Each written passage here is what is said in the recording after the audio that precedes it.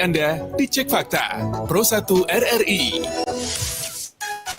Kanal informasi dan inspirasi Pro 1. Dan baiklah pendengar Pro 1 RRI Makassar, langsung kami hadirkan di ruang dengar Anda dialog interaktif luar studio dengan topik fenomena kotak kosong dan potensi ancaman keamanan Pilkada Maros bertempat di KPUD Kabupaten Maros. Hadir untuk Anda bersama presenter RRI Makassar, Rahmani. Daerah Memilih.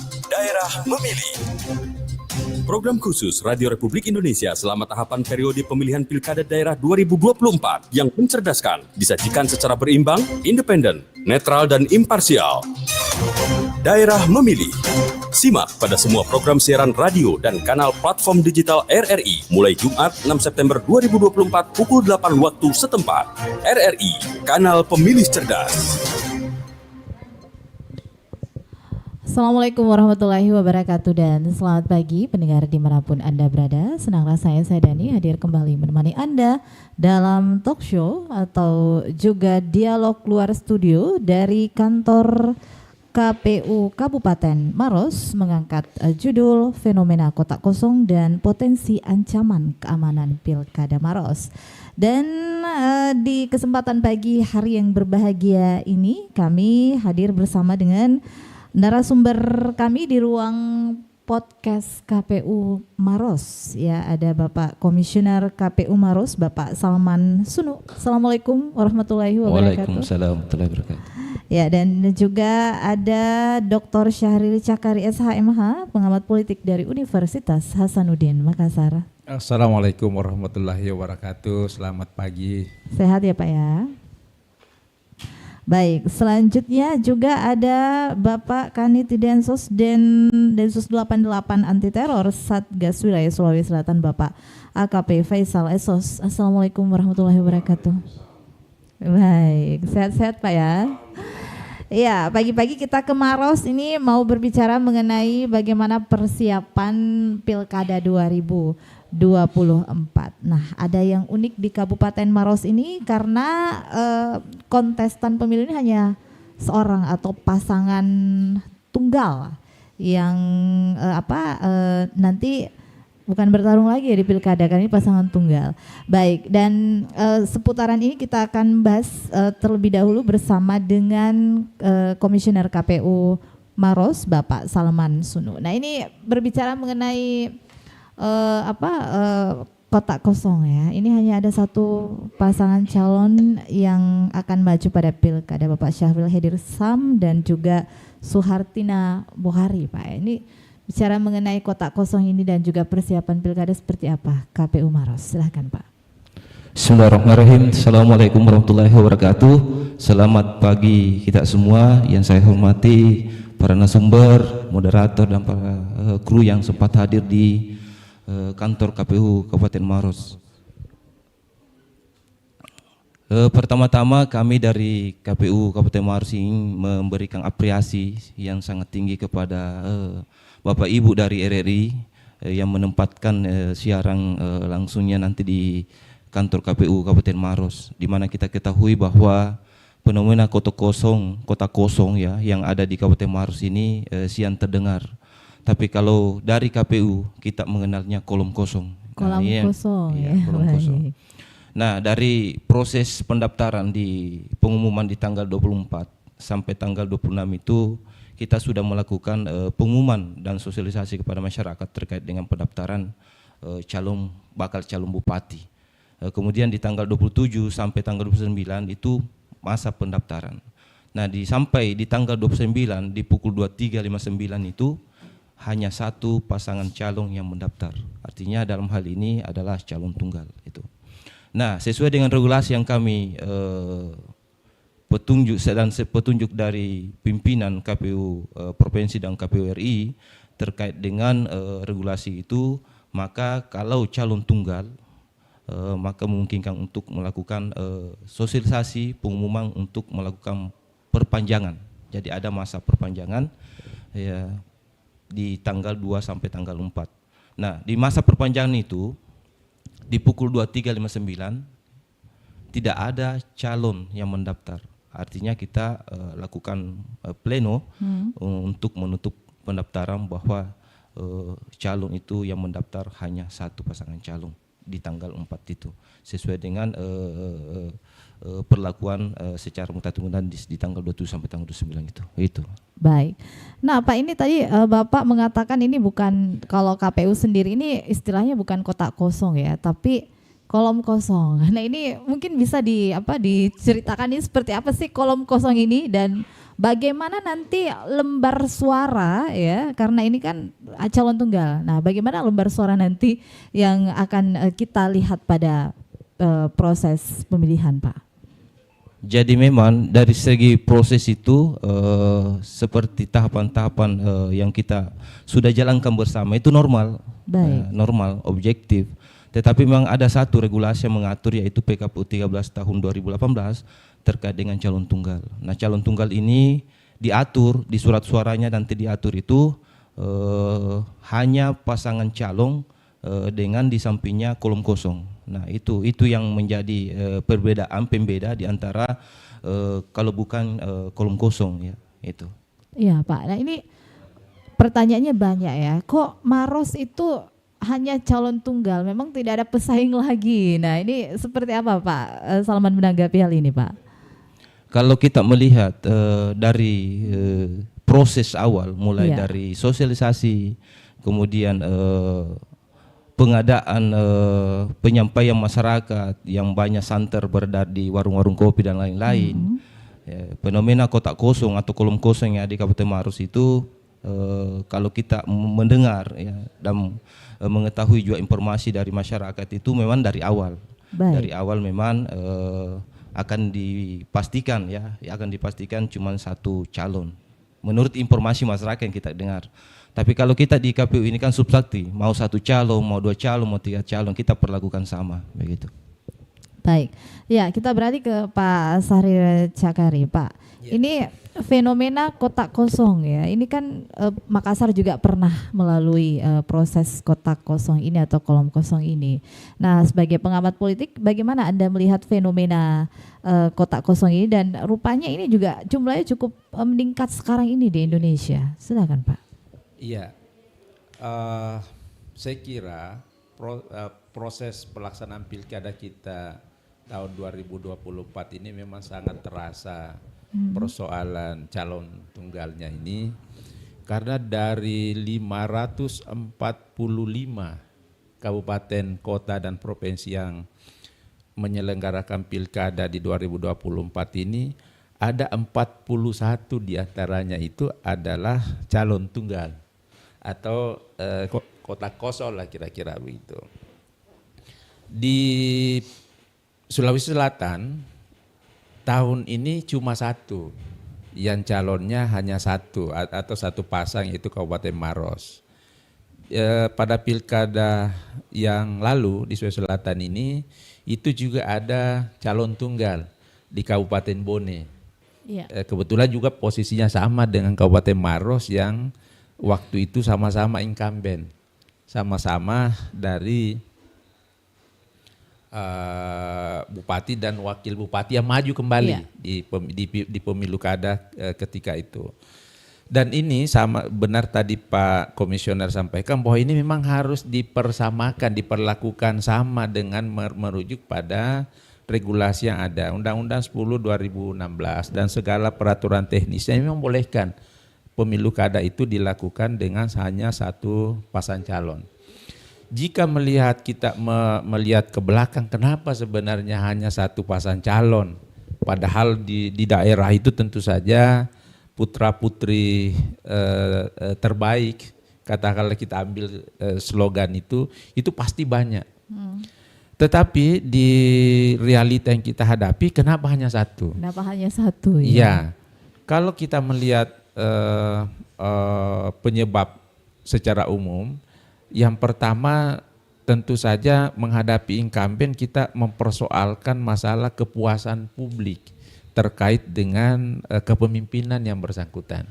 Mungkin karena masyarakatnya itu puas dengan kepemimpinannya, sehingga yang bersangkutan masih diinginkan oleh masyarakat di situ, dan kemudian partai politik yang ada di tingkatan itu juga memberi kesempatan. Sehingga partai politik yang ada itu tidak mengajukan kader lain untuk ikut berkontestasi di pemilu kada itu. Yang kedua, kalau kita melihat fenomena pemilu kada 2024 ini, dari awal kita mendengar mengenai mahalnya mahar yang dipasang oleh partai politik terhadap calon-calon kepala daerah yang mendaftar. Nah, tentu saja kemampuan belanja dari calon-calon yang ada ini tidak seragam, berbeda kemampuannya. Mungkin kemampuan dari sisi leadershipnya, gagasannya, idenya bagus, tapi begitu berhadapan dengan situasi pragmatis yang ada, khususnya di beban pembelanjaan partai politik, ini kemudian tidak bisa melewati itu dan kemudian tidak menyelesaikan hajatannya, kira-kira seperti itu.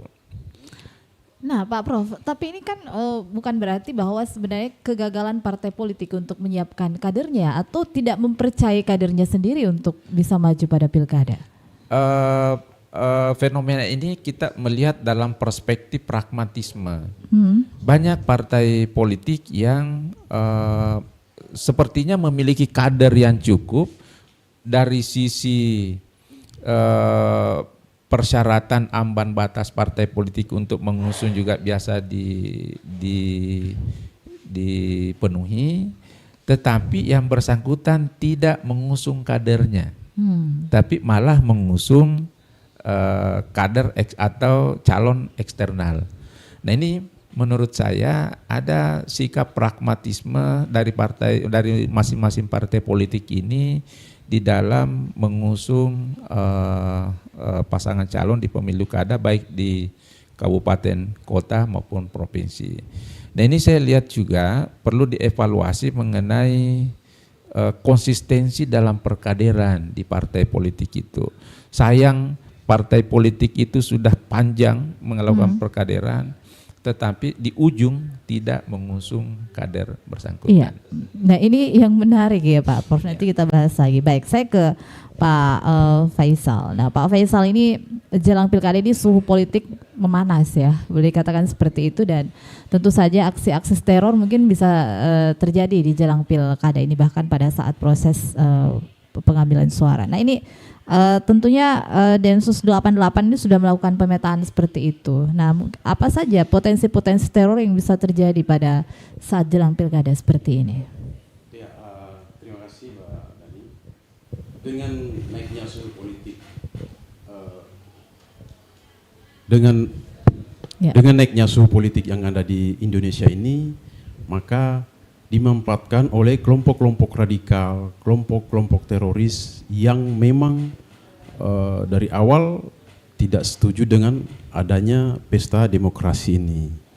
Mereka semua tidak percaya dengan NKRI, tidak percaya dengan Pancasila. Nah, tujuan utama mereka yaitu akan menggagalkan kegiatan-kegiatan kenegaraan yang dilakukan oleh pemerintah, termasuk pesta demokrasi ini. Ada pengalaman di Sulsel ini, yaitu pemilihan gubernur tahun 2012 yang lalu.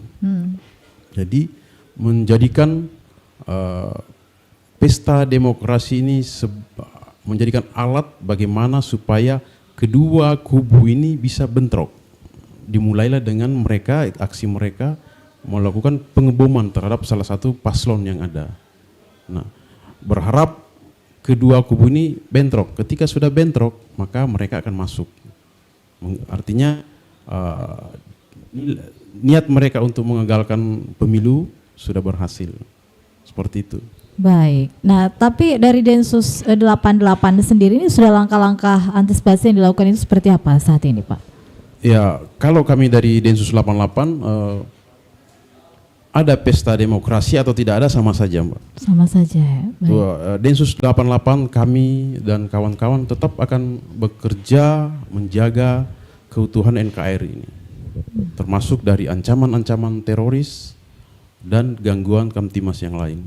Baik. Ya.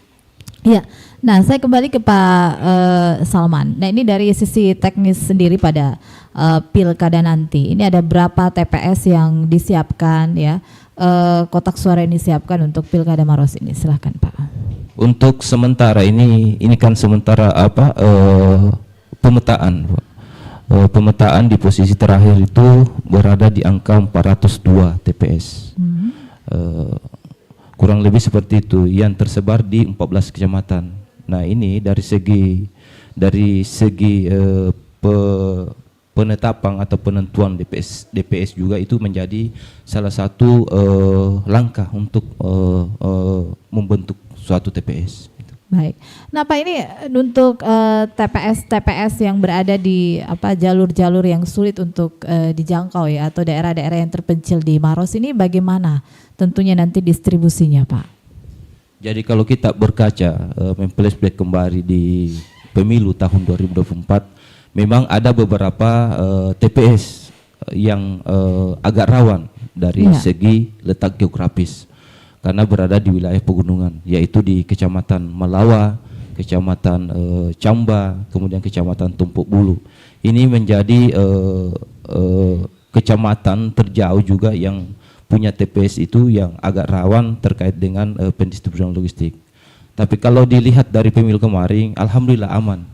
Ya, karena kita dikawal juga dari kepolisian, kemudian dari beberapa teman-teman Bawaslu juga ikut mengawasi. Baik, ya Pak. Nah ini untuk ke depan sekarang ini kan ada tahapan-tahapan juga yang harus dilakukan oleh KPU, tahapan verifikasi administrasi ya Pak ya. Nah ini bagaimana saat ini proses yang berjalan? Tetap normal saja, normatif. Normal. Jadi kita sekarang ini di tanggal 6 ini batas sampai besok untuk adakan verifikasi administrasi bakal pasangan calon. Ya. Ini sementara berlangsung ya. Baik.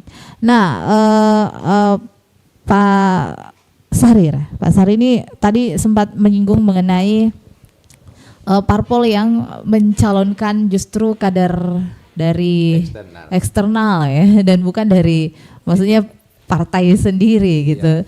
Nah apakah sebenarnya memang sudah ada survei elektabilitas yang dilakukan oleh partai politik selama ini sampai dia tidak percaya diri untuk mengusung kadernya gitu? Ya,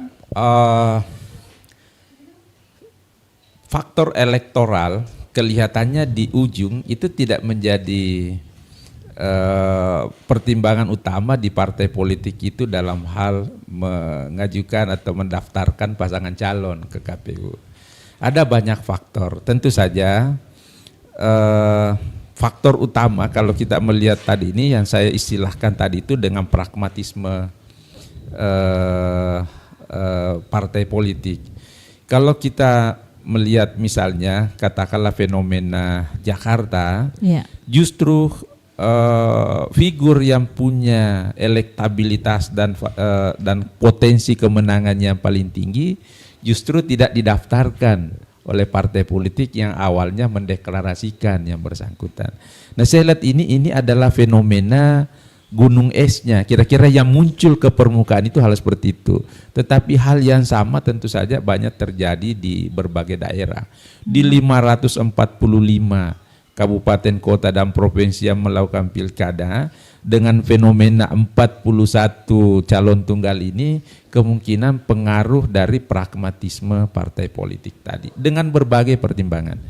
Yang kedua, mengenai mahalnya biaya politik ini. Saya kira Pak Densus ini, Pak Faisal, saya kira di pemilu kita tahun 2024 ini yang ancaman kita bukan lagi teroris, bukan lagi kelompok-kelompok ekstrim misalnya selama ini yang seperti Pak Faisal sebutkan tadi.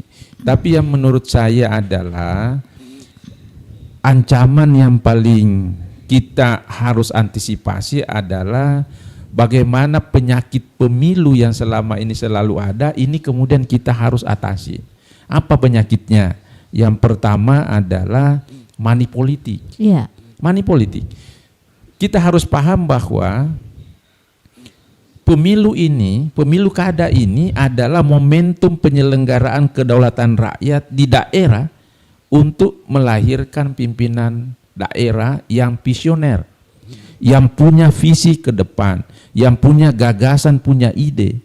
Tetapi kalau gagasan, ide, dan visi ini berhadapan dengan money politik yang nyata-nyata masyarakat kita dari sisi ekonominya juga masih bersoal, ini akan mempengaruhi keterpilihan calon. Bisa-bisa misalnya kalau kita melihat di Makassar, pada pemilu kada yang lalu ada calon, satu pasangan calon berhadapan dengan kolom kosong atau kotak kosong tadi, bisa menang kotak kosong ini bisa menang karena mengarahkan pemilih dengan menggunakan pendekatan money politik misalnya. Nah, oleh karena itu menurut saya ancaman terbesar pemilu kada kita ini dari sekian pemilu yang kita sudah lakukan ini ada hal-hal pragmatisme yang dilakukan oleh para kontestan dan pendukungnya. Baik pendukung kolom kosong, kotak kosong misalnya, maupun pendukung pasangan calon. Nah, oleh karena itu kita berharap bahwa TNI, Polri, Pak Faisal ini menjadi milik semua, netral, mengawal pemilu dengan baik dan bisa memotong dan menyelesaikan penyakit pemilu ini dengan baik. Kalau pemilu kita lakukan dengan baik, yakin kita di pemilu mana saja, pasti pemilu itu rakyat akan melahirkan pemimpinnya yang penuh ide, penuh gagasan dan penuh visi untuk memajukan dan mesejahterakan daerahnya. Nah, itu yang kita harapkan sebenarnya dari pilkada itu. Iya. Nah, Pak, saya kembali dulu ke Pak Salman. Tadi menyambung dari apa yang disampaikan oleh Pak Syahrir mengenai penyakit pilkada ini money politik. Ini bahkan sudah bukan penyakit, ini sudah mendarah daging nih, Pak. Ini bagaimana KPU sendiri ini menanggapi mengenai money politik dan edukasinya kepada masyarakat terkait penyakit money politik ini, Pak? Kalau dari sisi money politik, pandangan KPU itu kan tidak sampai ke sana. Kenapa? Karena ada teman-teman Bawaslu yang lebih kompeten menjawab terkait dengan itu. Cuman kalau saya berdasarkan pengalaman, karena kebetulan saya dari Panwascam juga yang mengawasi langsung terkait dengan money politik pada pemilu kemarin, itu ya agak riskan memang. Kenapa? Karena sifat-sifat masyarakat di bawah itu masih memang seperti apa yang disampaikan bahwa masih pragmatis dan itu gampang goyah. Iya. Betul. Kemudian kalau kita lihat memang itu menjadi salah satu juga pendorong untuk aktif menggunakan hak suaranya. Dengan dorongan uang itu sehingga fenomenanya gitu ya. Dengan dorongan itu sehingga mereka berbondong-bondong untuk melakukan hak suaranya. Itu salah satu juga sebenarnya kalau kita lihat di kalangan masyarakat. Cuman kalau kita KPU sendiri ini kan tidak sampai ke sana. Kita pelaksana teknis ini sesuai dengan regulasi, ya tentu itu yang kita mau lakukan, bahwa pekerjaan-pekerjaan kita lakukan ini adalah sesuai dengan regulasi dan transparansi kepada masyarakat. Baik, Pak, ini tadi teror-teror yang terjadi ini salah satunya juga teror money politik, Pak. Apakah ini juga Densus juga ini menangani hal-hal seperti ini, bukan hanya teror-teror mungkin dari para teroris, tapi juga teror-teror semacam ini juga apakah ditangani oleh Densus, Pak? Ya, terima kasih. Jadi semua gangguan pilkada yang terjadi itu harus kami Kadensus 88 beserta jajaran bersama dengan Bapak Kapolda harus memberikan jaminan kepada masyarakat bahwa pesta demokrasi yang ada khususnya di Sulsel ini harus berjalan aman dan tertib. Baik. Nah, Pak Faisal, bagaimana dampak aksi teror ini terhadap persiapan dan pelaksanaan pilkada? Dampak yang ditimbulkan memang beberapa masyarakat khawatir dengan adanya pengalaman, karena memang tujuan mereka yang utama adalah menggagalkan pemilu. Apalagi kan di Sulsel ini ada 6 kelompok, 6 kelompok radikal, 6 kelompok teroris yang terdeteksi oleh Densus 88. Ada Mujahidin Indonesia Timur, ada Jamaah Islamiyah, ada Negara Islam Indonesia, ada Jamaah Ansor Daulah, ada medsos juga, kemudian some organizer. Tapi insya Allah Kadensus bersama Bapak Kapolda Sulsel akan memberikan jaminan kepada masyarakat Sulawesi Selatan bahwa pesta demokrasi ini harus aman dan lancar. Baik, ya saya ke pendengar untuk bergabung bersama dengan kami ya melalui line telepon atau juga di 0821 3333 9440. Ya, baik, sudah ada pendengar. Halo, selamat pagi. Iya. Assalamualaikum, selamat pagi. Ya, selamat pagi. Dari Pak siapa, Pak? Dari Pak Iwan. Pak Iwan, Dari silakan. di Makassar menuju Maros. Baik, silakan Pak Iwan. Iya. Assalamualaikum warahmatullahi wabarakatuh. Bapak-bapak narasumber. Waalaikumsalam Saya warahmatullahi kira wabarakatuh. kotak kosong yang ada di Kabupaten Maros ini kayaknya parpol di sana yang tidak berhasil untuk memunculkan kader yang potensial. Saya tidak tahu ya, apakah ada deal-deal politik di belakang ini semua di tingkat pusat, ya. Karena saya yakin bukan hanya petahana saja yang punya kemampuan untuk memiliki visi dan misi yang bagus untuk membangun Maros Buta Salewangan ini. Masih ada calon lain. Entah mungkin karena kurang wine-nya atau apalah. Nah, terkait potensi ancaman keamanan, saya kira sudah dirilis bahwa beberapa waktu lalu saya ikuti di RRI bahwa Sulawesi Selatan ini merupakan salah satu daerah rawan tinggi dari 5 provinsi ada 5 provinsi rawan tinggi yang ada di Indonesia ini. Salah satunya Sulawesi Selatan dan juga Sulawesi Tengah. Harus hati-hati. Walaupun di Maros ini hanya satu saja pasangan calon, potensi ancamannya itu tetap ada. Ada saja mungkin orang-orang yang akan mengganggu keamanan, akan melakukan aksi-aksi teror. Nah, teror ini muncul kalau kita lengah. Nah, kalau kita lengah untuk mereka bertujuan untuk mengacaukan negara, mengacaukan pilkada. Nah, di sini kan memang dituntut peran dari aparat keamanan. Bagaimana bagian intelijen, baik itu BAIS ataupun juga Badan Intelijen Negara atau BIN, bekerja maksimal, turun mengantisipasi setiap potensi-potensi ancaman teror yang ada. Saya kira ini sangat rawan sekali. Jadi memang perlu dilibatkan daerah-daerah yang sudah masuk rawan tinggi. Saya kira BIN dan BAIS di situ maupun anti teror yang ada itu perlu turun gitu. Ya, untuk meminimalisir, mereduksi setiap potensi-potensi ancaman yang ada. Ya. Dan bukan berarti di Maros ini minim ancaman begitu kalau hanya rawan kotak kosong saja. Mungkin saja di situ besar potensi ancamannya, ya, karena mungkin tidak diperhatikan orang.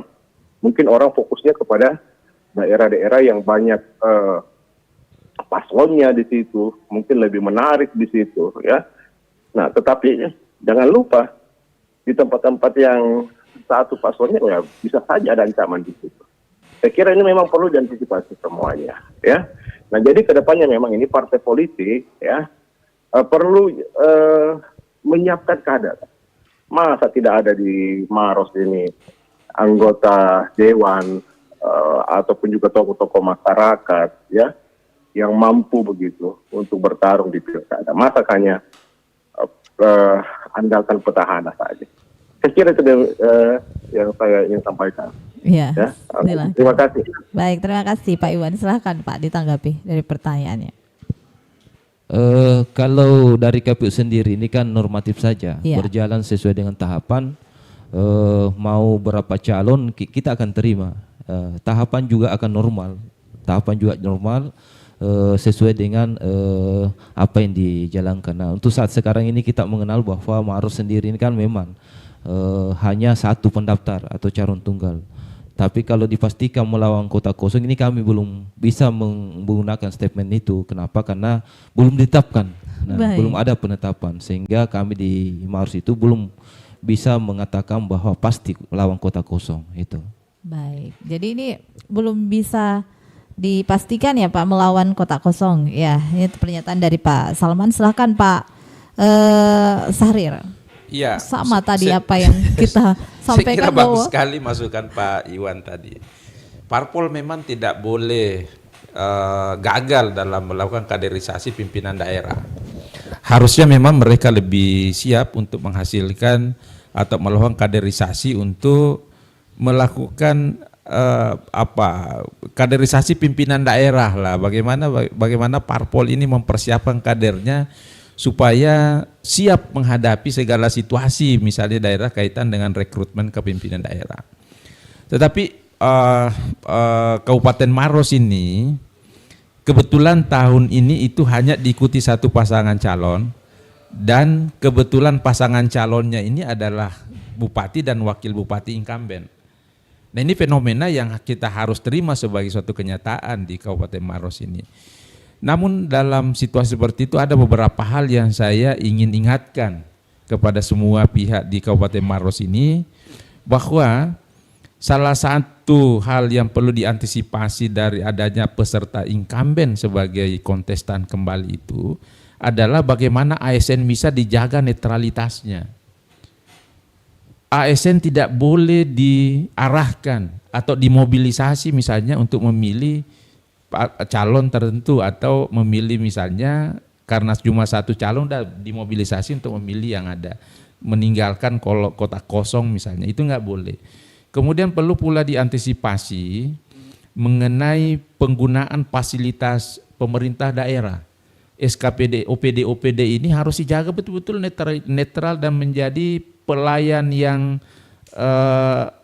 melayani semuanya.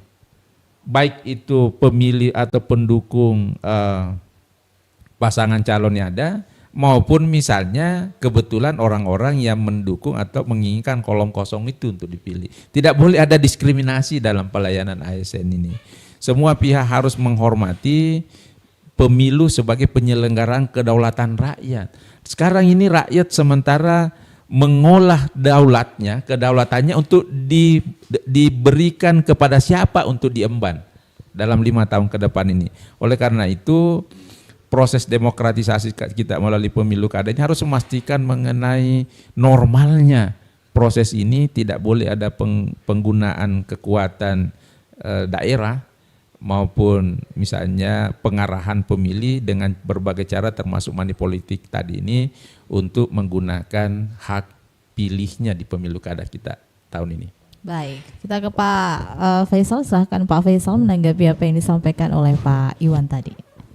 Iya, jadi seperti yang dibilang Pak Iwan ya, tidak ada alasan kalau dari pihak kepolisian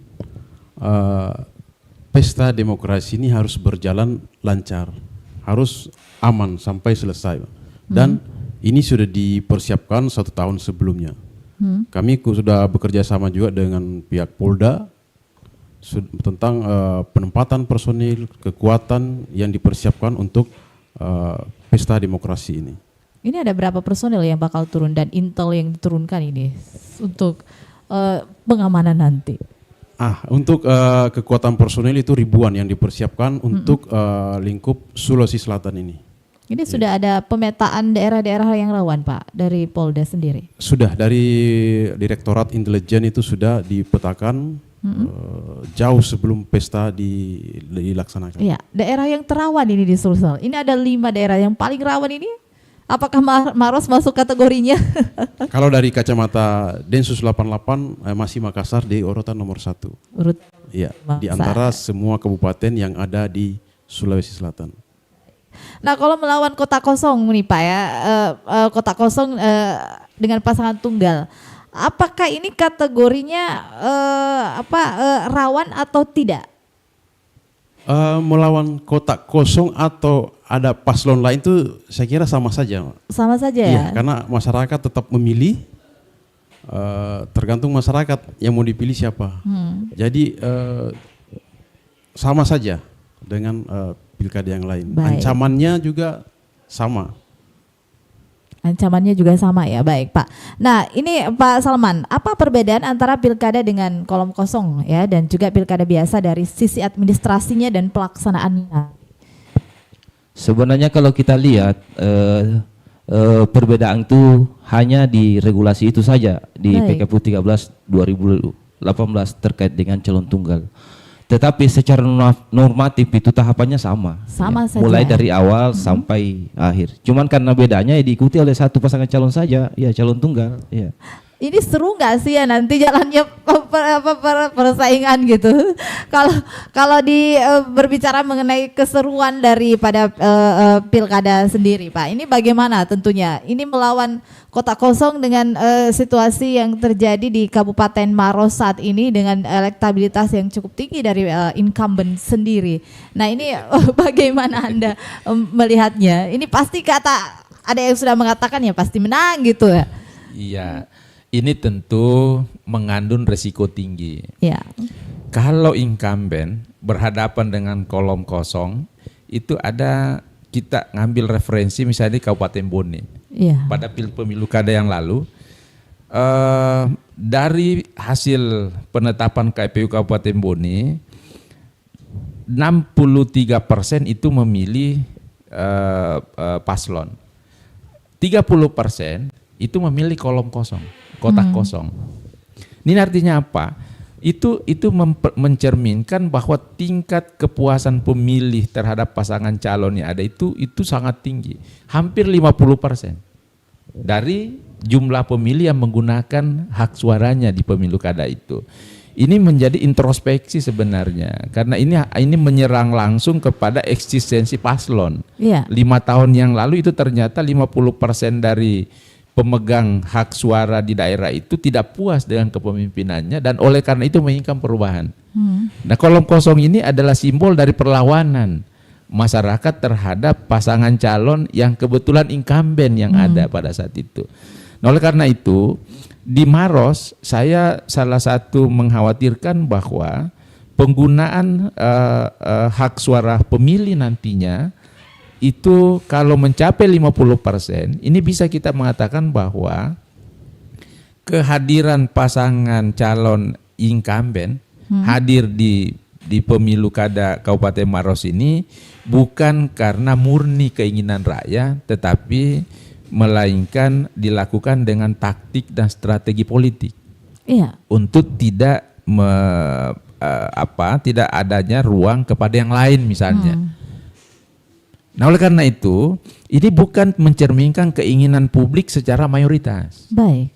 Nah, oleh karena itu, incumbent harus mengolah isu yang baik untuk bisa meyakinkan publik bahwa benar-benar seperti itu situasinya. Tidak menimbulkan ketidakpuasan yang lebih banyak. Nah, ini tantangan yang menurut saya sangat signifikan. Nah, oleh karena itu bagi saya, sebagai orang yang kita tidak cawe-cawe di persoalan-persoalan seperti itu, seharusnya daerah itu memang tidak tunggal.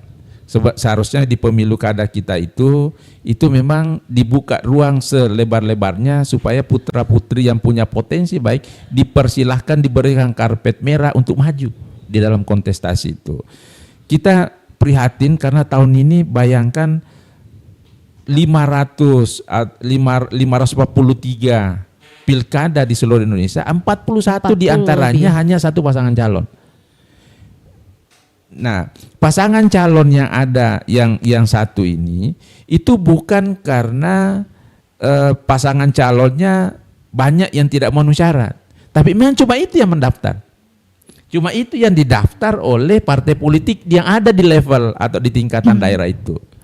Oleh karena itu kita menginginkan bahwa pemilu kada kita, kalau tidak salah kita sudah masuk pada pemilu kada kelima semenjak reformasi ini, semenjak bangsa ini memilih mekanisme pemilihan langsung dalam melahirkan kepemimpinan baik di level nasional sampai ke tingkat daerah. Kita tidak mau ini selalu berulang-ulang. Ini kita mau partai politik dan seluruh stakeholder yang menjadi pengelola pemilu kada ini bisa memperbaiki mekanisme dari hari ke hari, dari tahun ke tahun, dari pemilu ke pemilu, supaya pemilu kita menjadi fasilitas yang baik untuk lahirnya pemimpin daerah yang visioner. Anak-anak muda, putra-putri yang ada di kabupaten kota, provinsi maupun di bangsa ini, kalau perlu saya setuju dengan 0% parliamentary ambang batas pencalonannya, supaya semua partai politik bisa mengusung pasangan calon yang baik untuk rakyat. Kita hormati, kita sajikan pasangan calon yang bervariasi, pasangan calon yang membawa gagasan yang banyak untuk dipilih oleh masyarakat di daerah itu. Baik. Saya kira seperti itu. Iya, saya mau ke Pak Suryadi dulu. Izin ya Pak ya, Pak Komandan izin. Pak Suryadi boleh ikut juga bergabung berbicara mengenai ini adalah salah satu ketua yayasan rumah belajar ya, rumah moderasi masyarakat. Bisa juga untuk kita ngobrol, tentunya berbicara mengenai aksi-aksi teror ya. Ini untuk menciptakan moderasi keagamaan, moderasi bermasyarakat jelang pilkada. Nah, Pak Suryadi mungkin punya pengalaman-pengalaman yang menarik yang bisa dibagikan pada proses-proses menjelang pilkada. Ada mungkin pengalamannya yang cukup tidak dilupakan, silahkan Pak Suryadi. Ya, bismillahirrahmanirrahim. Assalamualaikum warahmatullahi wabarakatuh. Ya, salam. Alhamdulillah, saya mengucapkan terima kasih banyak kepada bapak-bapak semua dan ibu. Kalau kita mau melihat dari sisi teror ya Bu ya, karena saya pelakunya dulu. Pelakunya. Jadi kalau saya melihat ini potensi, karena kami selalu mau bikin chaos. Ya. Kita mau selalu bikin bagaimana keadaan ini tidak aman. Kenapa? Begitu memang kalau kelompok kecil Bu. Kelompok kecil selalu mau berhadapan dengan cara gerilya. Ya. Salah satunya itu ya bikin chaos. Nanti kalau chaos, masyarakat sendiri yang beradu. Nah, di situ. Nah, masalah yang ada di sini di Maros, ya kalau saya sih Maros ini kita memang menjadikan, kalau saya dalam pandangan saya sebagai seorang, sekiranya saya masih pelaku teror, Maros ini kita jadikan daerah penyangganya Makassar. Di sini kita tidak ganggu, malah kita tempatkan orang-orang kita di sini supaya hidup. Apalagi kalau Maros ini punya masyarakatnya, akidahnya sama dengan kami. Oh, enak kami di sini. Kita bisa hidup, bisa ditopang sama masyarakat. Tujuannya apa? Makassar. Nah, seperti itu. Makanya daerah-daerah penyangga seperti Goa, Maros ini kami jaga. Kami tidak akan buat di sini. Tapi orang-orang kami tempatkan di sini. Makanya kalau seperti yang Bapak bilang tadi ada apa? Kampung Malawa. Itu kan memang tujuan kami itu kan punya daerah tamkin, daerah kekuasaan. Ya, kalau misalnya kita dengar dulu bahwa ada jamaah yang besar di Indonesia ini punya pulau, sampai beli pulau itu kan untuk tamkin. Nah, seperti itu. Mau dia legal maupun ilegal. Ini kan legal toh. Ya. Di sana ya kan. Nah, supaya apa? Di situ kita, apalagi kalau misalnya tadi beliau bilang, ada tadi yang bilang bahwa tidak ada lambang-lambang negara di situ. Memang begitu. Kita yang tidak setuju negara ini. Ya. Nah, seperti itu. Itu akidah, ya kan? Karena kalau kita pasang itu kita bisa jadi kafir. Ya. Nah, itu kalau dulu ya. Dulu, ini cerita dulu ya Pak ya. Ya, barangkali itu saja. Iya. Tapi yang pasti bahwa semoga tidak ada teror yang terjadi Pak ya. Dipastikan seperti itu. Mudah-mudahan. Baik. Ya, karena ini kan ada yang menjaga. Ininya apa? Jangan kita selalu salah satu penyakit kita adalah kita terlalu merasa aman. Baik. Merasa landai, merasa ini. Justru di situ kesempatan untuk berbuat. Ya. Iya. Baik. Karena kita tidak punya ini kan? Iya. Ya, kewaspadaan. Ya, nah meningkatkan kewaspadaan dan menutup celah-celah seperti apa yang disampaikan oleh Pak Suryadi. Nah ini sejak setahun yang lalu sudah dilakukan oleh Polri sendiri ya Pak ya. Dan untuk saat-saat ini yang paling tentunya menjadi pusat pengamanan nanti, pusat pengaman dari Polri sendiri itu di mana Pak? Ya, jadi kami dari Densus 88 sudah turun melakukan pendekatan terhadap kelompok Islam, kemudian terhadap para mantan teroris yang ada di Sulsel. Saya monitor juga Bapak Kapolda kemarin sudah turun ke wilayah, turun langsung melakukan calling system. Dan jajarannya juga seperti itu semua sudah turun sebelum pesta ini. Sudah turun ya Pak ya, Ya, baik. Nah Pak Salman, Pak Salman ini sosialisasi dan edukasi kepada pemilih ya mengenai kolom kosong nanti, khususnya juga bagi para generasi muda yang sudah akan memilih, ini KPU seperti apa Pak? Terkait dengan sosialisasi sudah beberapa bulan yang lalu kita sudah lakukan. Salah satunya adalah melakukan kafe demokrasi, itu adalah salah satu bentuk dari sosialisasi dan edukasi ke masyarakat untuk datang memilih di tanggal 27 November tahun 2024. Nah, terkait dengan fenomena kotak kosong atau kolom kosong yang ada di Kabupaten Maros ini, itu pun kita sampaikan ke masyarakat bahwa pendaftar itu hanya satu, ya. Kemudian bagaimana proses mekanisme itu hampir sama semua. Jadi tahapannya itu tidak ada yang beda, cuman regulasi memang ada tambahan yang kita terkait dengan pengaturan surat suara itu. Cuma itu saja, yang lainnya normal ya. Normal saja Pak ya, baik. Pak Sahril, ini tadi sempat menyinggung mengenai demokrasi. Nah, dengan fenomena kotak kosong yang cukup banyak ya, kolom kosong yang cukup banyak, apakah ini menandakan bahwa terjadi kemunduran demokrasi di Indonesia? Iya, saya kira saya tidak melihat dalam perspektif kemunduran, tetapi perlu kita mengevaluasi penyebabnya. Kenapa misalnya kolom kosong ini, fenomena ini selalu muncul di setiap pemilu kada, sementara partai-partai politik maupun undang-undang kita memberikan peluang untuk maju secara perseorangan. Nah ini khusus dari sisi undang-undang misalnya, saya kira ini langkah besar kemarin Mahkamah Konstitusi menurunkan ambang batas persentase partai politik dalam mengusung pasangan calon. Nah saya kira pasca putusan Mahkamah Konstitusi ini ternyata banyak partai politik yang kemudian mengusung sendiri pasangan calon baik dari kader maupun non kader yang mereka punya. Nah, oleh karena itu saya melihat bahwa fenomena pembatasan persentase syarat pengusungan ini menjadi salah satu penghambat partai politik dalam mengusung kader maupun non kader di pemilu kada itu. Nah, oleh karena itu saya kira dari tahun ke tahun, dari pemilu ke pemilu, persoalan penghambatnya ini mesti kita evaluasi, termasuk di dalam hal pencalonan. Kalau misalnya tadi kita berbicara mengenai penyakit pemilu yang lain itu, memang mesti tetap kita evaluasi.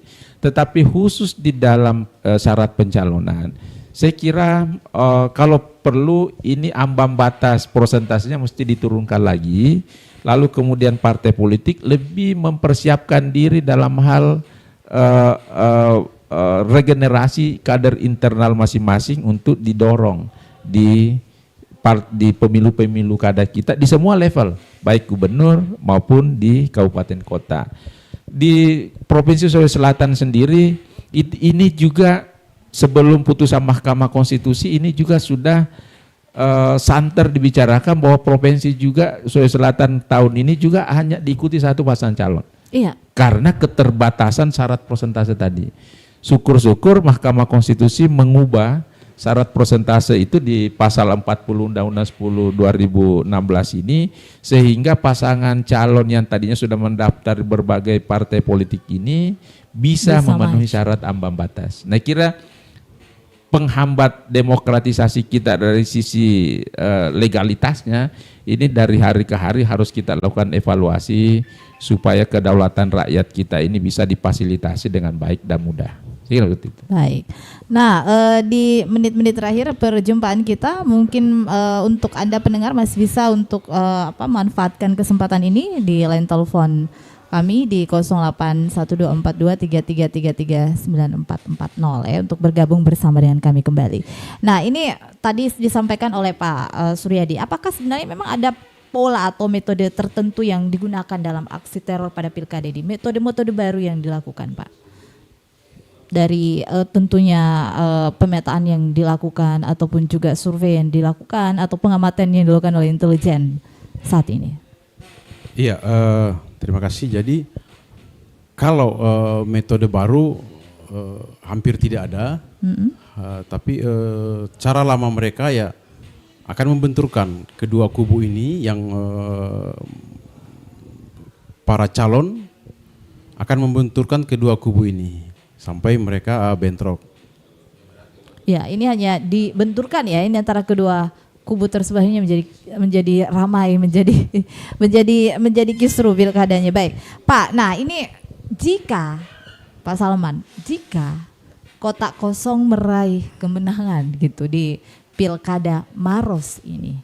Nah, tentunya bagaimana nanti proses selanjutnya dan penghitungan yang tentunya akan dilakukan oleh KPU, Pak? Jadi kalau kita merujuk pada regulasi yang ada, maka ketika misalnya kita tidak wanti-wanti ternyata yang menang itu adalah kolom kosong atau kotak kosong, maka itu akan diadakan penjabat selama 5 tahun. 5 tahun. 5 tahun. Jadi tidak ada proses pemungutan suara ulang lagi tidak gitu, ada. Enggak ada ya? Kalau sesuai dengan regulasi itu tidak ada.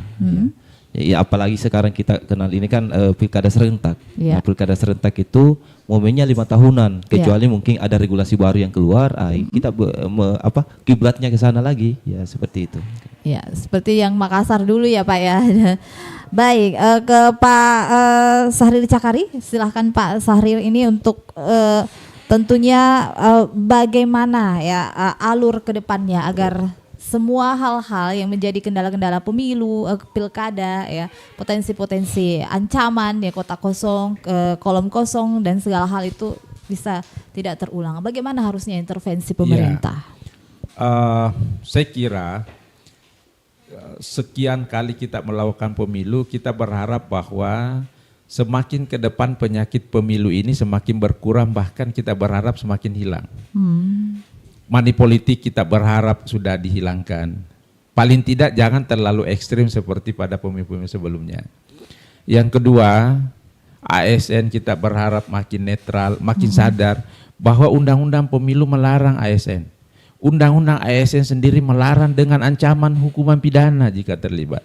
Tetapi kita sayangnya masih ada kejadian-kejadian mobilisasi, keikutsertaan dan seterusnya dalam mendukung pasangan calon. Kita berharap Pak Faisal, Pak TNI Polri makin menjadi milik untuk semua. Tidak mengendorse, tidak membantu, tidak terlibat dalam pemenangan. Kita berharap polisi ini, tentara ini menjadi penengah, menjaga, memfasilitasi rakyat dalam melakukan pemilihan ini dengan normal, dengan aman, dengan tenang, tidak ada ancaman, tidak ada paksaan, tidak ada mobilisasi. Saya kira kehadiran polisi dan tentara ini sangat penting. Baik di dalam masa kampanye, selama pemungutan suara, penghitungan sampai rekapitulasi. Kita berharap semua memberi pencerahan, semua memberi pendidikan. Kemudian terhadap incumbent, kita berharap incumbent atau bupati yang sedang menjabat lalu mengikuti sebagai pasangan calon kembali, ini benar-benar tidak menggunakan fasilitas daerah yang ada, tidak menggunakan kewenangannya, tidak menggunakan kekuasaannya untuk kepentingan pemenangannya, tidak menggunakan kewenangan seperti terhadap SKPD atau OPD, kepala-kepala desa dan seterusnya. Ini tidak boleh biarkan aja ini pemilu berjalan dengan baik, dengan normal. Kita selalu memegang prinsip bahwa pilihan mayoritas rakyat yang dilakukan dengan merdeka, dengan bebas, tanpa tekanan, tanpa mobilisasi, itu akan melahirkan pemimpin daerah yang baik. Itu akan melahirkan pemimpin daerah yang benar-benar memberi harapan untuk memajukan dan persatuan daerah itu. Sebaliknya kalau itu dilakukan dengan berbagai taktik strategi yang melawan hukum dan perundang-undangan kita, maka yakin bahwa daerah itu tidak akan mengalami kemajuan signifikan dalam 5 tahun itu. Karena itu penyakit pemilu kita harus jadikan lawan bersama, kita berantas bersama. Baik, silakan Pak Faisal untuk menciptakan pemilu yang pilkada yang aman dan damai di Sulawesi Selatan. Closing statement Anda. Insya Allah Densus 88 bersama Polda Sulsel dan jajarannya akan berlaku adil, menjaga pesta pemilu ini sampai dengan selesainya. Baik, ya Pak Salman, silakan untuk closing statement Anda. Kami dari KPU Kabupaten Maros beserta 5 pimpinan yang lain tentu sangat mengharapkan partisipasi aktif masyarakat untuk menggunakan hak pilihnya di tanggal 27 November tahun 2024. Baik, ya, dan pendengar dimanapun Anda berada, pilkada tentunya sudah di depan mata dan tahapan-tahapan proses menuju pilkada ini sedang berjalan ya saat ini. Tentunya Anda sebagai masyarakat yang baik, ya datanglah nanti pada TPS tempat pemungutan suara untuk menggunakan hak pilih. Karena di tangan Anda tentunya ya ada masa depan daerah Anda dan juga masa depan negeri ini. Saya Dani mengucapkan terima kasih bersama keempat narasumber kami, Pak Suryadi terima kasih, Pak Salman terima kasih atas partisipasinya, Pak Sahrir terima kasih, ya Pak Faisal juga terima kasih ya. Dan tentunya kita berharap Pilkada 2024 di Sulawesi Selatan berjalan aman dan lancar. Saya Dani mengucapkan terima kasih atas nama penanggung jawab Kepala LPP RRI Makassar, Bapak Jaya Maulana Rukmantara, dan juga produser Bapak Andi Asman, teman-teman kru teknik yang bertugas di kesempatan pagi hari ini dan juga di Bancar Bonto Sungguh, Ribuan 3 mengucapkan terima kasih. Saya pamit undur diri. Wassalamualaikum warahmatullahi wabarakatuh.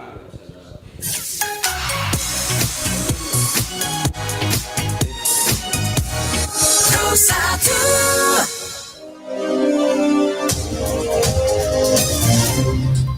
Daerah memilih.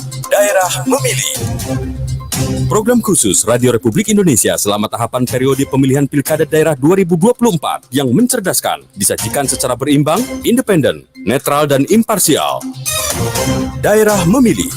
Simak pada semua program siaran radio dan kanal platform digital RRI mulai Jumat 6 September 2024 pukul 8 waktu setempat. RRI, kanal pemilih cerdas. Satu. Demikian pendengar Pro 1 RRI Makassar, sudah kami hadirkan dialog interaktif luar studio dengan topik fenomena kota kosong dan potensi ancaman keamanan Pilkada Maros.